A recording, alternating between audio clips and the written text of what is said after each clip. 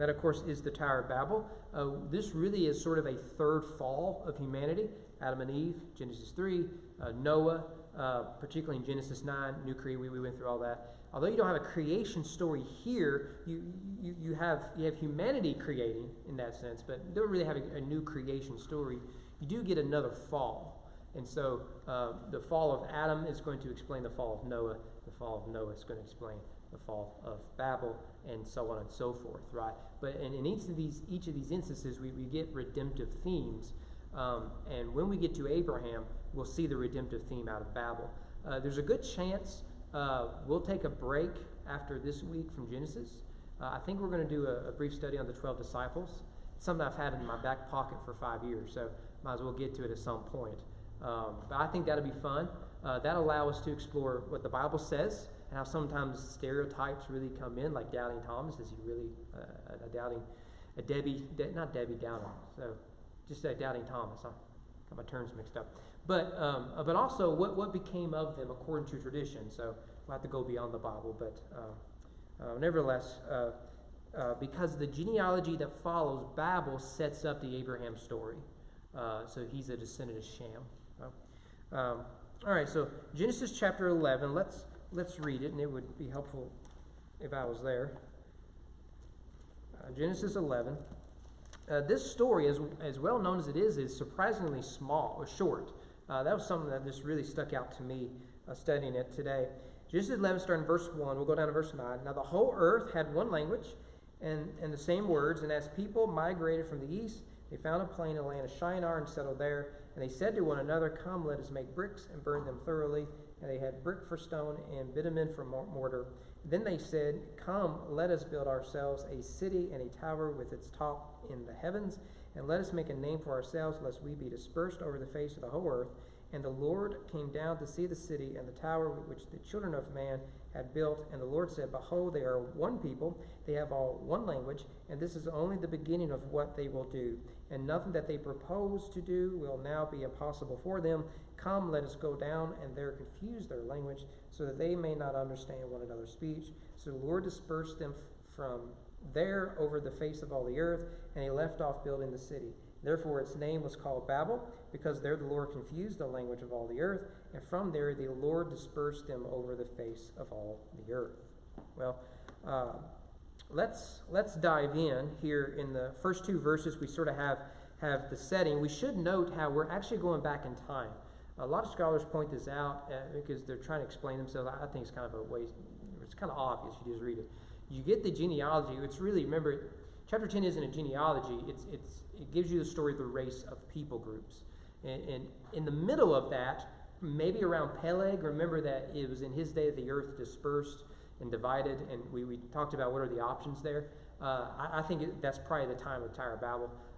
So in one generation, you get this Tower of Babel narrative. That's not uncommon that genealogies disrupt the chronology. Jesus' genealogy, Luke 3 does that because there's a thematic issue there that Luke points out. You can go back in the devotion, you can see all that stuff in Luke 3. But and so you have something similar here. So the Tower of Babel fits in the genealogy of chapter 10. It also sets up the narrative for Abraham. We'll make a big point of that, Lord willing, at the end. But you see here, verse 1, the whole earth had one language and the same words. Now, I take this to be a universal truth. Some say that in Babel there was one language. I take this to be the whole earth.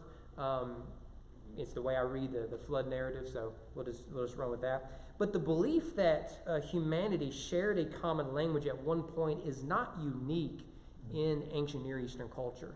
If you want an example of this, there is a Sumerian tradition that has a story where prior to the kings and all that, everyone spoke the same language, and similar language is this. Other traditions, like Hermes in the Greek tradition, he is the son of Zeus and someone else. I think he's a demigod. I think he's half man, half god, something like that. I think he's the one that went down to Hades and came back, and I don't know, you Greek mythological people can fill in the details. But he was stirring up trouble and messed up the language, or something like that. I mean, I didn't spend all today reading Greek mythology.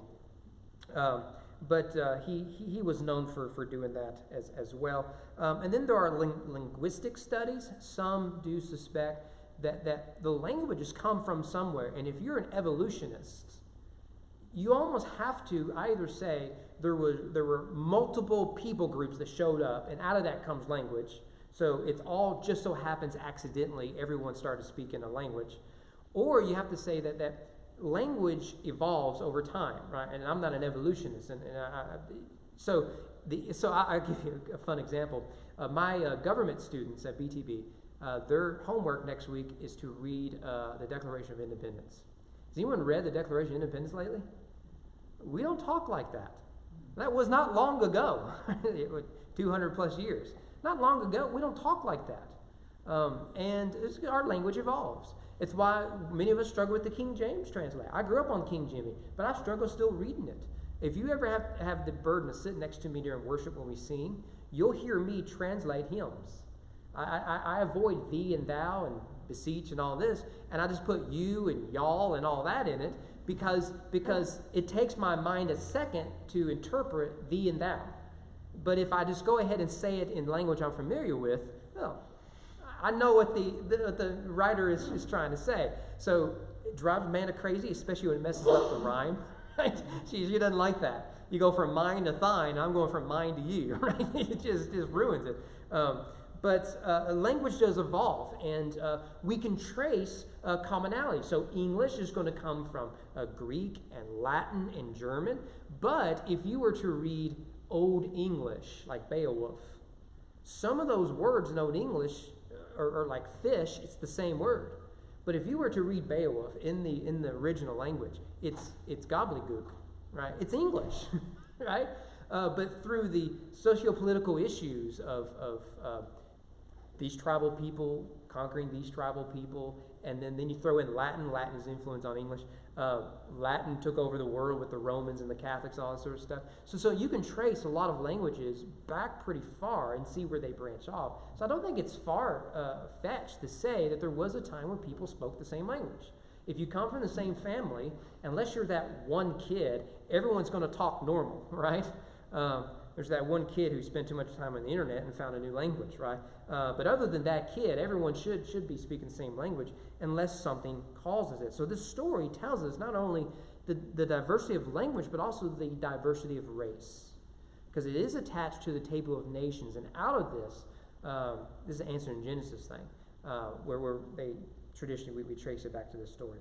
Verse 2, we see that the descendants of Noah transitioned from being migrants to settlers. The language is interesting. And as people, notice how generic that is. So some want to know, are these the Shemites or the Hamites? And the area is where the people of Shem are from. But also, there's a connection to the Hamites here as well. So some debate. But you notice that people migrated from the east. If you've been trekking with us in Genesis, you see the word east, and it should stick out to you. Where did Adam and Eve go when they were kicked out of the garden? They went east. Where did Cain go when he was kicked farther away from the garden? He went east. And now what do we have? Now, it may not be that they're going east, but from the perspective of being in Canaan, right, because the first writers are marching to Canaan, right, and Moses is writing this, it would mean that the people are from the east. But you still have the same idea, is that the farther man gets away from God, they're going east. That's a literary device the biblical writer is using to tell us that. So when we see that they're going east, we should say something bad is going to happen, because that's the pattern that we've seen thus far. And we see that they are in Shinar. Shinar is Sumer. It's between the Tigris and Euphrates River. And a lot of this is the center of civilization in ancient civilization. So Shinar, we now call them the Sumerians. Out of that comes the Sumerian people. They're introduced in chapter 10. We saw it last week. The beginning of Nimrod, the descendant of Ham.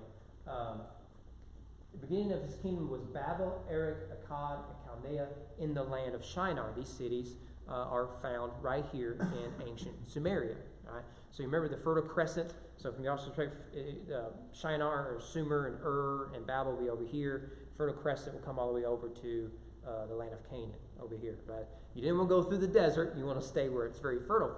And this area where Babel is, or later Babylon, is a very fertile place, where Nebuchadnezzar's gardens and all that sort of stuff is. Also, we should note, this area is significant in Genesis, not just ancient Near Eastern culture, but in Genesis. It's very possible, by the descriptions here, this is where Eden was. Remember, Eden has 4 rivers. 2 of those is the Tigris and Euphrates. And so I think it's very possible that in this general vicinity, I'm not saying where Babel was is where the tree was, but I'm saying in this part of the Middle East, this is where Eden was. And later Babylon will be established here. Now it's Baghdad. Where ancient Babylon was is now where Baghdad is. Now, speaking of that, where is the Tower of Babel? Where do they build this thing? Babel is the city. Tower is right there in the middle. Well, I've come across this in 3 sources I pretty much trust. And so there is good evidence we may have found the location of it. I say that with great fear and trepidation. Okay? I think I've said this before, to where when it comes to some archaeology, I err on the side of caution. So no, I don't think we have found Noah's Ark. I told you all that story, right? When I was a professor, they had to write a paper on a passage of Scripture. I taught hermeneutics one time. And I said, if you do Noah, everyone wanted to do Noah's Ark. It's the only story they knew. I said, that's fine. But if you put in the paper, we have found Noah's Ark because you did a web search for it on Google, I'm going to fail you in this entire class. Right? I'm just going to warn you now, right? Just because we found some bark out on the side of a mountain doesn't mean it's Noah's Ark. Could be, right? I don't know. But just be careful. Don't make these big assumptions. I think I feel a lot better about the Tower of Babel than we do about the Ark. And there's like 40 different places you can go claiming to be the Ark. But this is interesting. I don't want to spend forever on this, but if it encourages your faith, then good. There's a place called Eridu. There are about 5 ancient places in this area that are also called Babel. One of them is a place called Eridu, and it is called Babel. All right? It's also known as Eridu. It's also called Babel. The pottery and other archaeology place Eridu and the peak of Eridu right around the right time, prior to the patriarchs of the time. You know, Abraham really marks where measuring time is a lot easier. So prior to Abraham is very difficult to put some of the pieces together. It's really before history as we know it and the way it's cataloged and whatnot. So some of this is very difficult. The Sumerians are the first civilization. So the pottery matches.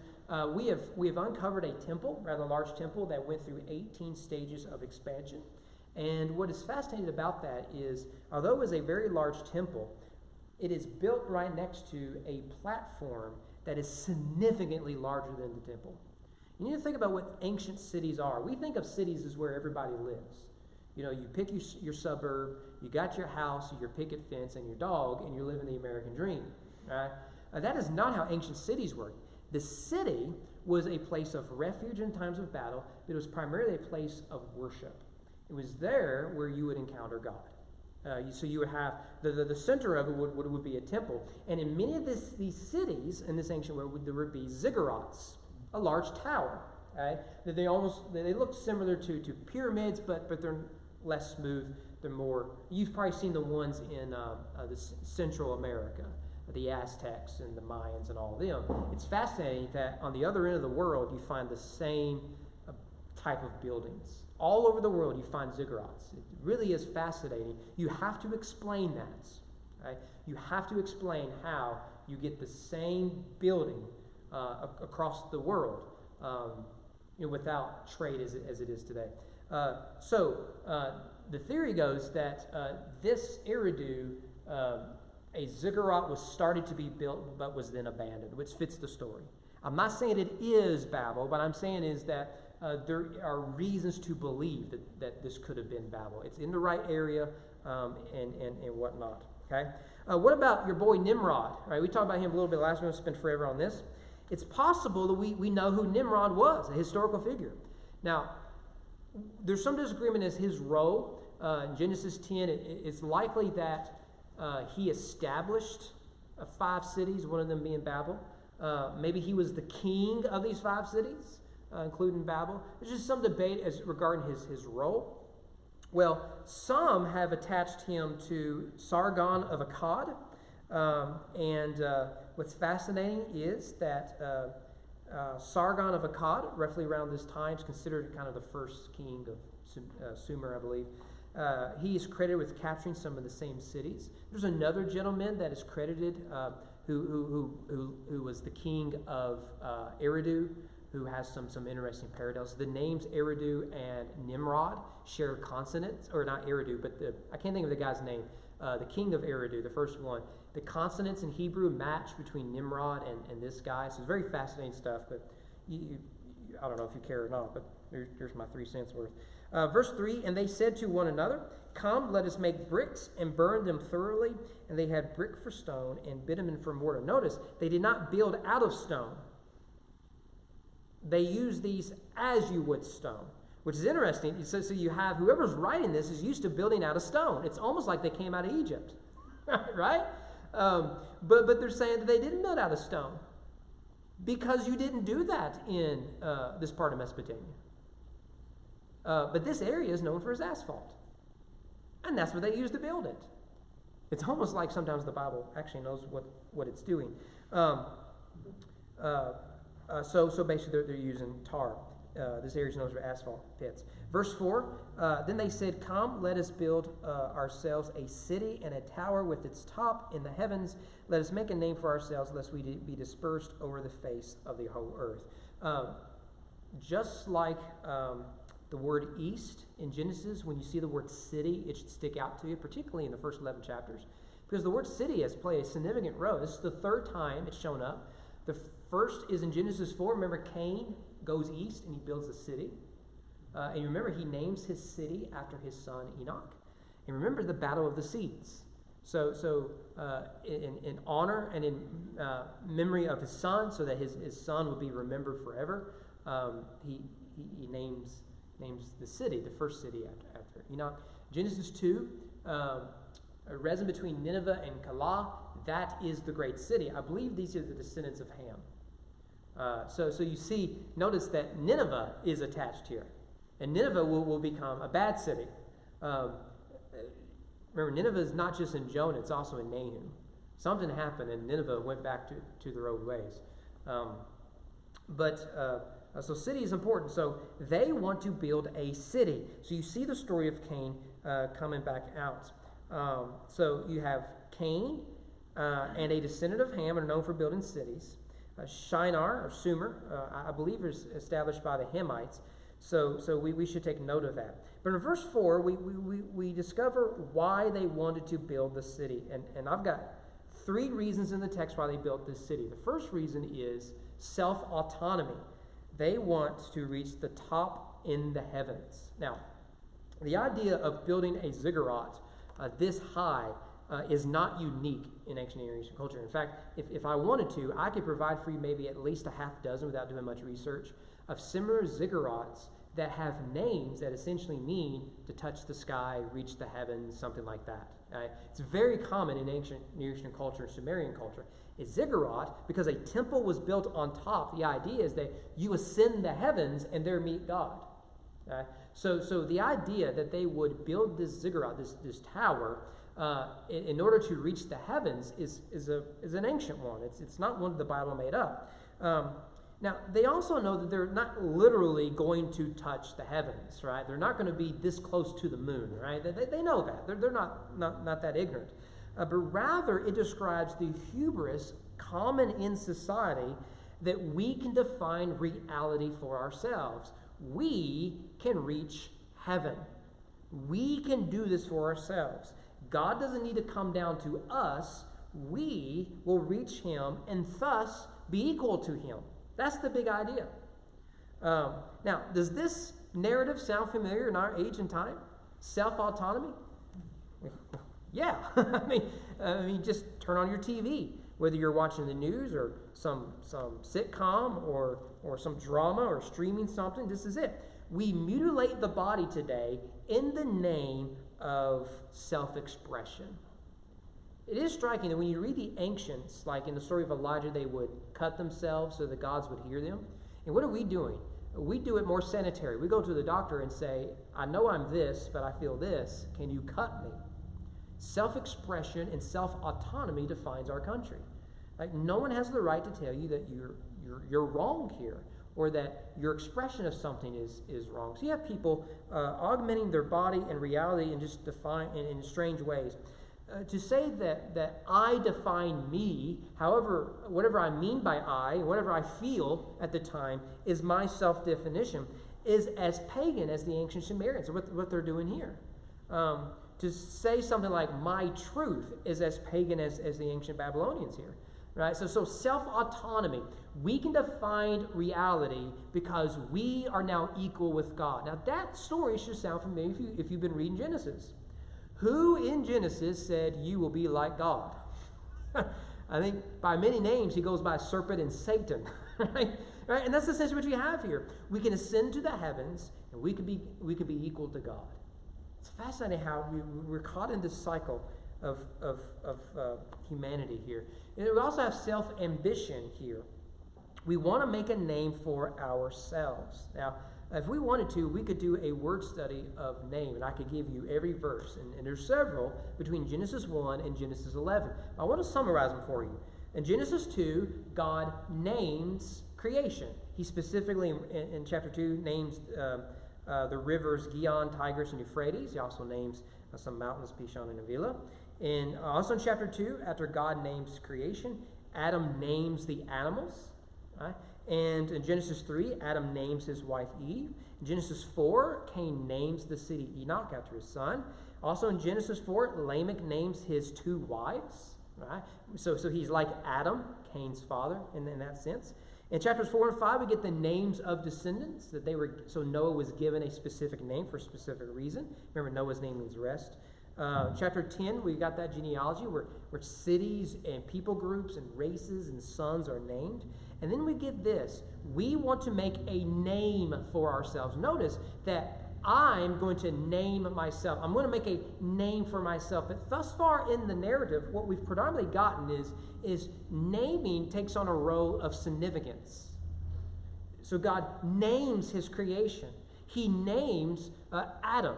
Adam will name as vice regent the animals. Adam will name his wife. It's an idea of headship and leadership, and it's a significant role in Genesis so far.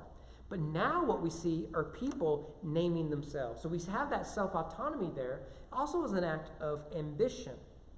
In fact, the word here for name is the word in Hebrew, Shem. But it's in verb form. The noun form is Noah's son. So it's a word play. The descendants of Noah are making a name for themselves. And the goal here isn't that they can make up a name for themselves. My name is Kyle. I'd rather be called Carl, right? I should have picked a Bob. I should have picked something that's completely different. But really the idea is that of fame and reputation. To leave behind a legacy and a perpetual memory of the self. In the ancient culture, one would build monuments, and when you would have a monument or a building named after you, that would give a sense of immortality to your soul. In the movie Troy that came out, I was in high school, college, something like that. There's this. In the movie, Achilles doesn't like listening to Agamemnon. Doesn't really respect him. And so Achilles is saying, look, soldiers win wars, and I'll be remembered forever as a great warrior. And Agamemnon, the king of the Greeks, is saying, history doesn't remember soldiers. History remembers kings. I will carve Agamemnon in every stone in Troy. And in that scene, you get a picture of how the ancient world viewed itself. If you want to be remembered, you won't have eternal life the way we think of it. You'll have your name carved in stone, literally. And then people will remember you and remember your deeds, and oral tradition will spread, and these stories of great value, right? It's really how Beowulf comes out, or King Arthur would be another example. Is it a real person or not? But out of that come these stories. But we get this in the Bible. David's son, one of the bad ones, Absalom, does this. 2 Samuel says, now Absalom in his lifetime had taken and set up for himself the pillar that is in the king's valley, for he said, I have no son to keep my name in remembrance. That's a very Jewish understanding, right? You're the son of, son of, son of, son of. But Absalom, for whatever reason, is not fulfilling the creation mandate of be fruitful and multiply. So what he does in order to continue his name to be remembered is he names the pillar after himself. And at the time of this writing, it's still called Absalom's monument to this day. Now, part of me thinks if you're naming things after yourself, right, you probably need counseling. Right? I mean, can you imagine a president, Trump saying, this here new naval vessel, I call it the USS Trump. I mean, he would do that. I mean that is how Trump became Trump, right?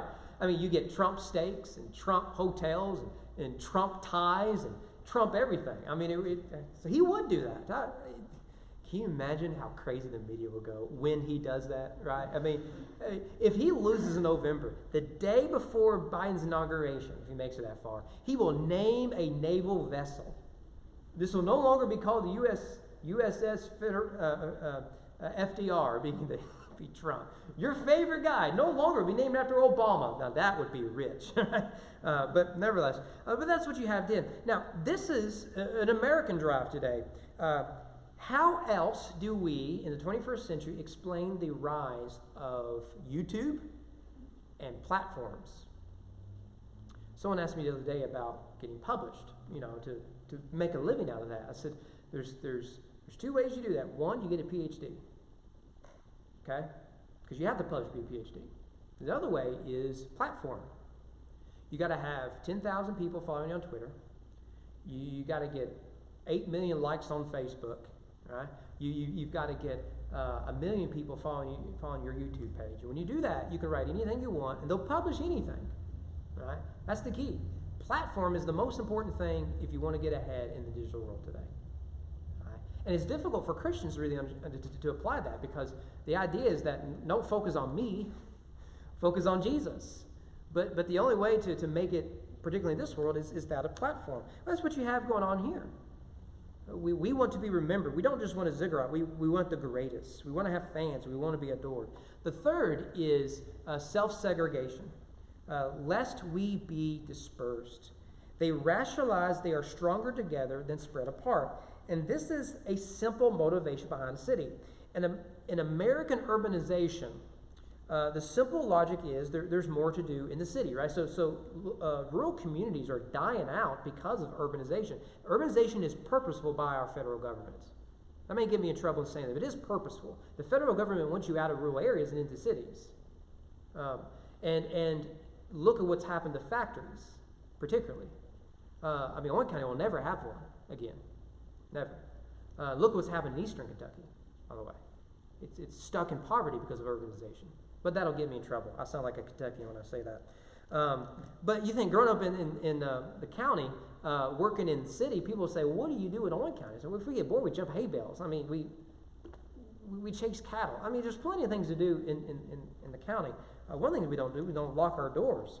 But for many, identity is tied to the city. And that's what they're doing here. They don't want to go behind the walls of a city. Their identity is tied to that. We don't want to be separated. We don't want to be divided. Now, all of this contradicts God's command to be multiply and fill the earth. So God doesn't want everyone right here. He wants everyone to fill the earth. This was the Garden of Eden's original plan. We've talked about that. So Genesis 9:1 is a repetition of it. Be fruitful, multiply, fill the earth. So this is direct disobedience to it. It's self-segregation. We want our people who think this way to hang out in around this city. And this is our monument to ourselves. Now, although segregation might be a strong word in this context, America is very segregated by choice and not by law. Think about these terms. There are black churches, urban neighborhoods, suburban areas, rural community, gated communities, the Bible Belt, the coasts, and flyover country. Those terms carry with it socioeconomic political ramifications. If I say gated community, you automatically think of race and socioeconomics. You automatically do. Is it consistent? No. If I say flyover country, you think Republican voters. The big cities aren't there. If I say coastal area, right now you think riots. But you think of liberal, very liberal areas and very large cities. It's striking, isn't it, that though segregation is illegal, we naturally do sort of congregate towards people who think like us. So think about it. You're a teacher. If you assign seats, your students are going to whine. But if you don't assign seats, what are they going to do? They're going to self-assign themselves. you remember high school, or middle school is worse, right? I mean, you know, people have fond memories of high school. You never meet anyone who says they wish they'd go back to middle school. You realize that? But the truth is, we never leave middle school. Because the cliques you establish in middle school, the jocks, the nerds, all that sort of stuff, they show up in your workspace. You, if you can, pick a lunchtime that the people of your circle pick. Because you don't want to eat with the other people. They're weirdos. Okay? That's what they think about you. That's what you got going on in Babel. We don't want to be separated. We don't want that at all. Now, I just want to share with this. We've done this a little bit. Remember that the Jews have other writings that try to fill in the gaps. This is a very short story. So they try to fill in the gaps. They tell you where Cain got his wife, you know, and all that sort of stuff. So here's the book of Jubilees. We've read from it before. It's not in the Bible. It's not inspired. It's just of historical significance. It tells the story this way. They began to build, and in the 4th week they made brick with fire, and the brick served them for stone, and the clay with which they cemented them together was asphalt, which comes out of the sea, and out of the fountains of the water land of Shinar. And they built it. 43 years they were building it. Its breadth was 203 bricks. The height of a brick was third of one. Its height amounted to 5,433 cubits and 2 palms, and the extent of one wall was 13 stays, and of the other 30 states. I have no idea how big that is, even if it is big. Okay, but it's amazing. Where do they get this specificity? I have no idea. Josephus is in his Antiquities of the Jewish people. He adds one interesting detail. He says they built the tower in case God decided to flood the earth and they could rise higher than the mountains and not die. Now, I don't know where that comes from. He's quoting ancient sources as well. That's why Josephus is so important. You do with that whatever you want. I don't think even that stuff's true, but I thought I'd share it with you. Notice verse 5, God came down to see. A couple things to note here. One, this is anthropomorphism. You're attaching human attributes to God. But what you have here is God investigating. By the way, this is used in the Sodom and Gomorrah story. God comes down to hear the outcry. Now, think about what is actually being said here. If you were building something massive, I mean massive, would it be an insult if I said, oh, let me grab my magnifying glass? Would be. Would be. That's what God just did. Remember, the whole point of Babel, the tower, is to reach the heavens. And the one who is in heaven, what is his response? He's like a really tired father at the end of a busy workday, and his kids are like, Daddy, Daddy, Daddy, let me show you, let me show you, let me show you. He's, okay, let me get up. Let me go down here. Oh, I got to stoop down to see this. You didn't explain that. Okay. He gets down. That's what God's doing. He's got to stoop down to see this little tower, right? He's making fun of him. Don't you just love that? I love that in the Bible, that God has a sense of humor. So to humanity, it's great. But to God, it's of little significance. It isn't impressive at all. And notice in verse 6, the Lord said, behold, they are one people, and they have all one language, and this is only the beginning of what they will do, and nothing that they propose to do will now be impossible for them. That sounds like, to me, I don't have a way to directly connect it. Just the theme sounds like Genesis 6 and 9. Every intention of man's heart is evil continually. That's what it sounds like to me. It sounds like the tree, again, they have the knowledge, and what is mankind going to do with new knowledge? Nothing good. We finally discovered how to split the atom. Not to give clean energy to everybody, but to destroy the Japanese, right? And that seems to be what God is doing here. By the way, let me make one more note about God coming down. This is a theme in the Bible. So God comes down at the Garden of Eden. God comes down and welcomes Noah into the ark. And later, we see the Jacob's ladder, where God comes down, right, and Jacob wrestles. This is a theme throughout Genesis, but really throughout the Bible. It's what the temple is all about. God comes down, fills the temple, all that sort of stuff, because man cannot go up, which is the whole point of the gospel. The incarnation is God coming down, putting on human flesh, and he dwelt among us. He tabernacled among us. We beheld his glory, the glory of the only begotten Son, who then is raised. Remember, Jesus says this in John chapter 3, like Moses' staff, and there he stands as our mediator. And then he ascends, something mankind can't do. It's a major theme in the Bible. Major theme. When Christ returns, remember in Acts chapter 2, or Acts 1, when Jesus ascends, what do the angels say? Why are you looking here? He will return the way that he left you. He's going to come down again. This is a huge, huge theme in the Bible. Well, verse 7, it says, "Come, let us." This is God speaking. That's the same language, vernacular, of what the Babylonites use. Come, let us build this tower. God's saying, come, let us confuse their language. And that word confuse is in, I didn't put it up there, I meant to. Confuse, remember, in Hebrew there are no vowels. You just have consonants. So one of the ways they do word plays is they'll take the same three consonants but change the vowel. So it's two different words, but it's the same Hebrew consonants. So it's a play on words. We don't really have this in English because we have...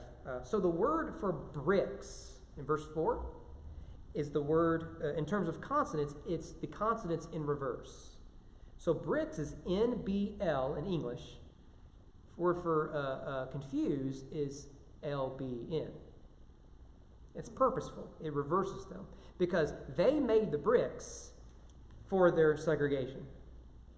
God makes confusion to do the opposite. You know, I just love that. So the futility of self-autonomy is clearly stated. And they named the place Babel. Therefore, its name was called Babel, because there the Lord confused the language of all the earth, and from there the Lord dispersed them over the face of the earth. You may have a footnote there. I do. Footnote 2, Babel sounds like the Hebrew for confused. It does. It looks very similar. And that's purposeful. In fact, think about it. Take the word Babel in English. When do we use that? If I have a little baby in my arms, and that baby's just chattering away, what will one of you ladies say more likely? Listen to that little one babble. Isn't it cute? To babble is to speak incoherently. You're babbling. You probably think, preacher here babbles too much, right? I don't know. But we use that term even in English. It works. Right? Now, so in one sense, it just means confusion. So it reminds us of the confusion. But the word Babel, I think this is an Akkadian, strikingly means gate of God, which reflects their hubris, but also reflects God's judgment upon them. They tried to reach the gate of God, but God came down from his gate to stir confusion. Okay, with that, what do we do with... What's the point of this? We have to do this quick, or not. I mean, it's not like you actually have to go to school tomorrow, right? You're not allowed to do that, Governor Bashir. A couple points. First of all, chapters 10 and 11 fit within the literary framework of Genesis. I could have put this in a more productive way, but I was too lazy. Notice something. Here we see how God is making a multitude out of one people. Isn't that what you get in Genesis 10? So you get out of Noah comes this diversity that spreads the earth. So from Genesis 10:11, that's the idea. God makes many out of this one. Starting in chapter 2 with the story of Abraham, God is choosing one man or one nation, Abraham and Israel, out of a multitude of nations. It's changed. You go from one to many, right? And now he's going to choose one to reach the many. It's just going to be a reverse of things.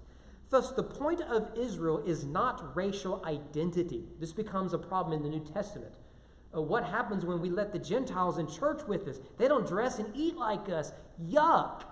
Right? Can they at least have a different service because we don't want to sing their songs? Right? right? Because Judaism became a racial identity. Now, I understand the ethnicity there, but it became more of a racial identity. That's not what you see in the Bible. Israel was to draw people back to the garden, where God, out of one makes many. Israel was to be one that draws in the many, a reverse of Babel. So again, one of the key points in the Old Testament moments is when the queen visits Solomon and affirms his great wisdom and his great kingdom. That is a reversal of Babel. The nations are now gathering again in a single place to worship God. Here they're trying to reach God. The idea of Israel is God has come down to the people. So chapters 10 and 11 fit within the literary framework of Genesis and beyond, because that starts with the story of Abram in chapter 12. In fact, notice the language of chapter 12. Now the Lord said to Abram, "Go from your country and your kindred and your father's house to the land that I will show you." Now, he's coming from the land of Ur. We have uncovered Ur. We know where it is. We can speak their language. Ur is not far from Babel. It's in the same general region of Mesopotamia.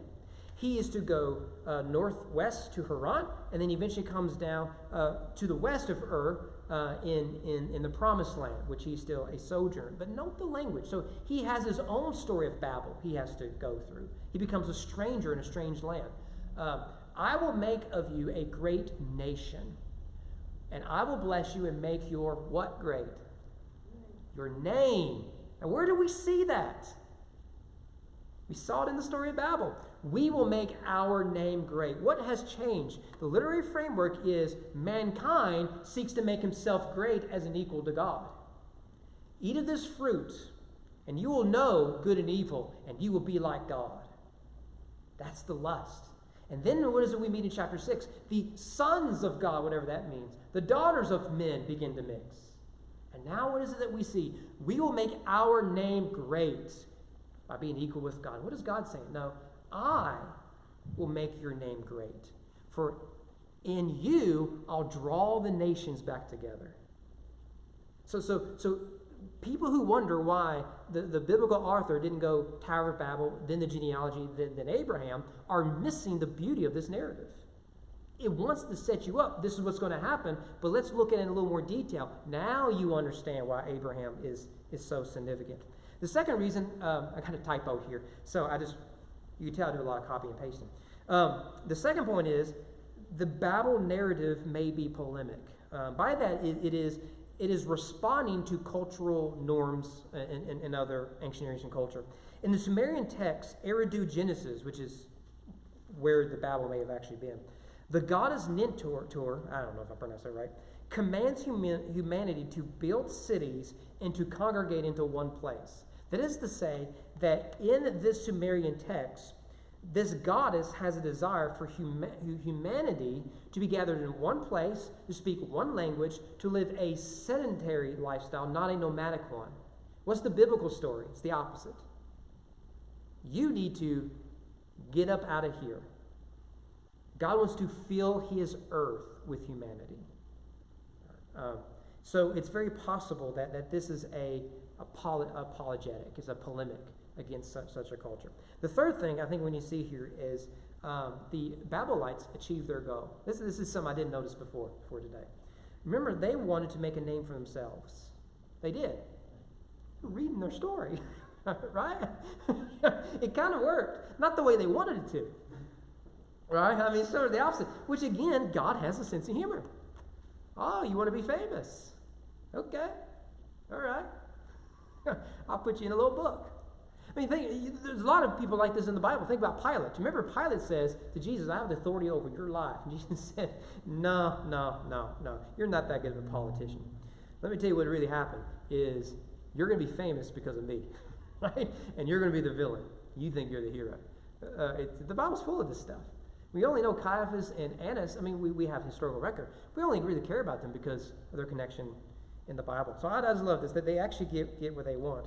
Finally, this is the big thing I want you to get, and that is the story of Pentecost. And remember, go back to this first point about the literary theme. Israel is to be a reverse of Babel. Now, not in that everyone is supposed to be in the land of Israel, but that Israel's influence is to extend among the nations. So Israel, in that sense, is to reach the globe. Okay? And so God will dwell with his people everywhere. Now, what happens at Pentecost? Well, the Spirit of God descends. So you have God coming down in the person of the Holy Spirit and fills humanity. And what happens? What strange thing happens? Everyone starts to speak a language. That's the term in Greek because it describes a language. So don't think of it as babbling tongues. Don't think of it in that term. They're speaking actual languages. You can read Acts 2. They name like 14 languages that we can read in those languages and speak those languages today. Okay? And those languages are attached to people groups, cities, communities, and whatnot. So what is it you have going on in Pentecost? You have the languages coming together into one place, singing the praises of one God. It's a reverse, but it's a redemptive reverse of Babel. So in Babel, God makes many languages out of one nation. At Pentecost, God makes one nation out of many languages. And so if you want to take it to the very end of the Bible, it's very easy to do. Revelation 5 and elsewhere in Revelation, chapter 5 is my favorite chapter in the Bible. What is it? Who is there worshiping at the throne of the Son? People of every tribe, people group, race, and language. So what do we have? We have God celebrating the diversity of culture and language and race and ethnicity, all that sort of stuff. But out of that diversity comes a unity in the gospel. It's a reverse of Babel. Out of rebellion comes that diversity, but no unity. In the redemption, we have diversity, but out of it comes a beautiful unity with God as head. And the difference is instead of going up to God, we can't do it because of our sin. He then decides to come down to us. But God does not see the cross as something that is puny, something that is glorious. It's incredible, isn't it? You just love the Bible. If you don't, we may never be friends, but I just love this stuff. The Bible is written by over 40 authors over thousands of years. It's one story that is well connected. I just eat it up. Okay. Any insights y'all have?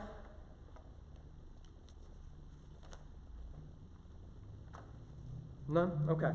Well, good deal. We'll stop it there. I think that's everything I had. So probably next week we'll start with Peter or something like that. I don't know, and go through 12. I don't think it'll take us 12 weeks. I don't know if I can squeeze a whole lot out of Matthias. I just don't know. So, but we'll take a few weeks break and then share. You have a question on verse 7. Yeah. It says, "Come, let us go down." Is that the same as let us? The us? Yeah, I think so. Yeah, I'm glad you brought that up. Yeah, it's the same language as "let us make man in our image and our light." There's one other time it does that, doesn't it? Is it in chapter? I don't know. But yeah, I think it's the same thing. Yeah. So remember the theme of out of chaos comes order. The Trinity brings order. It's almost the opposite here. Now, or maybe it's not the opposite. So the Trinity causes chaos, Genesis 1, 2, in the dispersion of languages. But out of Abraham, you get the order. So out of you, I'll bless the nations, not Babel. All right, so you got chaos over here. Out of you, I'll get order. And they're messed up, right? But yeah, that's good stuff. Love it. Love it. And I think that's Trinity. And we talked about it when we looked at Genesis 1. I think it's the Trinity. And I don't know how you can get around that. Any other option is just doesn't work. All right. I've bored you all long enough. How about we stand up and pray? And we'll be dismissed. We can't hold hands. The governor may come in with the National Guard and stop us. So we better not do it. Brody, will you close us in prayer? Yes, sir. You got me thinking.